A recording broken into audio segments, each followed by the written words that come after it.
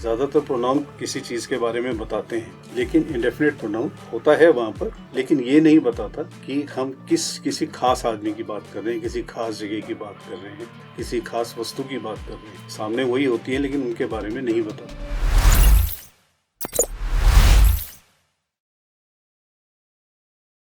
दोस्तों, दिनों दिन लोकप्रिय होते जा रहे आपके पसंदीदा नॉलेज चैनल इंग्लिश आसानी से के मंच पर एक बार फिर से आप सबका स्वागत है।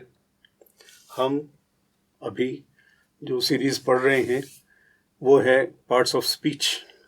पार्ट्स ऑफ स्पीच में हमने नाउन पहले पढ़ लिया था और उसके बाद अब हम प्रोनाउंस पढ़ रहे हैं। तो यहाँ हम पांचवा प्रोनाउन ले रहे हैं।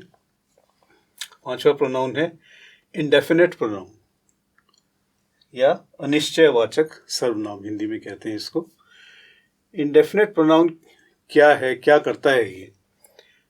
It does not tell, indefinite pronoun does not tell about a specific person, place or thing. अनिश्चयवाचक सर्वनाम किसी विशेष व्यक्ति, वस्तु, स्थान या संख्या आदि के बारे में नहीं बताता है। देखिए, अब थोड़ा फर्क है इसमें। ज़्यादातर प्रोनाउन किसी चीज़ के बारे में बताते हैं, लेकिन इंडेफिनेट प्रोनाउन होता है वहाँ पर, लेकिन ये नहीं बताता कि हम किसी खास आदमी की बात कर रहे हैं, किसी खास जगह की बात कर रहे हैं, किसी खास वस्तु की बात कर रहे हैं। सामने वही होती है लेकिन उनके बारे में नहीं बताता। जैसे उदाहरण से आप समझेंगे इसको। Nobody wanted anything to go wrong। अक्सर ऐसा होता है कि मान लीजिए किसी ऐसी स्थिति में हम, पूरा दल है हमारा, बहुत सारे लोग हैं, किसी ऐसी स्थिति में हम फंस गए हैं। मेला है, मेले में हम लोग सब गए हुए हैं, बहुत सारे लोग हैं, हम एक दूसरे को जानते भी हैं, नहीं भी जानते हैं, अनजान लोग भी हैं वहाँ पर। और अचानक किसी झूले में कुछ गड़बड़ हो जाती है और कोई फंस जाता है उसमें। अब समस्या ये हो जाती है, भाई इसको उतारना है वहाँ से, सुरक्षित उतारना है, चोट ना लग जाए किसी को। हर आदमी उस तरफ देख रहा है, लेकिन उस वक्त कोई भी नहीं चाहता कि कुछ भी गलत हो जाए, कोई चीज़ गलत हो, वो कोई नहीं चाहता। अब ये देखिए, वहाँ सब व्यक्ति, अगर हम नाउन की बात कर रहे होते, प्रॉपर नाउन की, तो हम सबके नाम लेते कि वो भी नहीं चाहता, वो भी नहीं चाहता, वो भी नहीं चाहता, वो भी नहीं चाहता, वो भी नहीं चाहता। इसकी जगह हम एक ही शब्द इस्तेमाल कर लेते हैं कि कोई भी नहीं चाहता।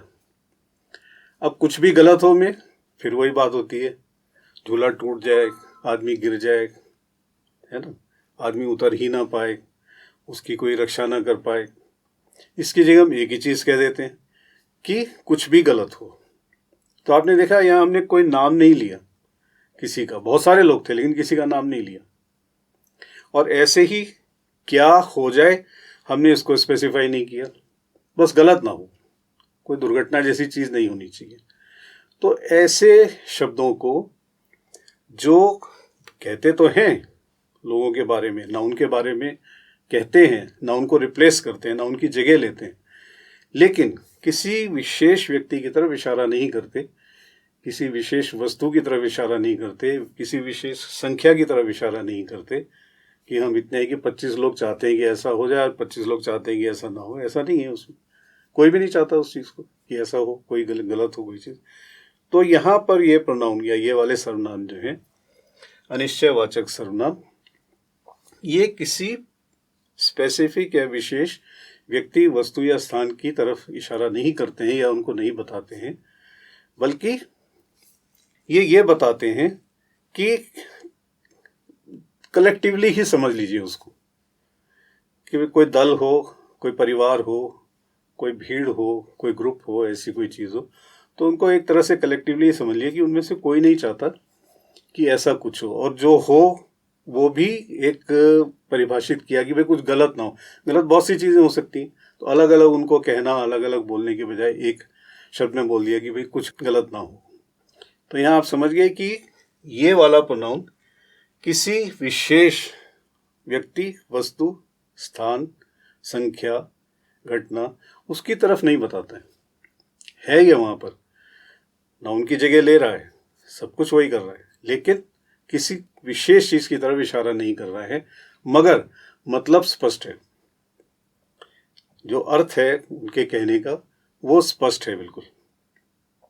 तो आपकी समझ में आ गया होगा कि इंडेफिनेट प्रोनाउन या अनिश्चयवाचक सर्वनाम क्या होता है। ये किसी विशेष व्यक्ति, वस्तु, स्थान या संख्या आदि के बारे में नहीं बताता है, लेकिन हाँ, काम वही कर रहा है, काम नाउन का ही कर रहा है, किसी की तरफ इशारा नहीं कर रहा है बस। तो इसे हम अनिश्चयवाचक सर्वनाम या इंडेफिनेट प्रोनाउन कहते हैं। हमें उम्मीद है कि इन उदाहरणों से आपको ये अच्छी तरह समझ में आ गया होगा।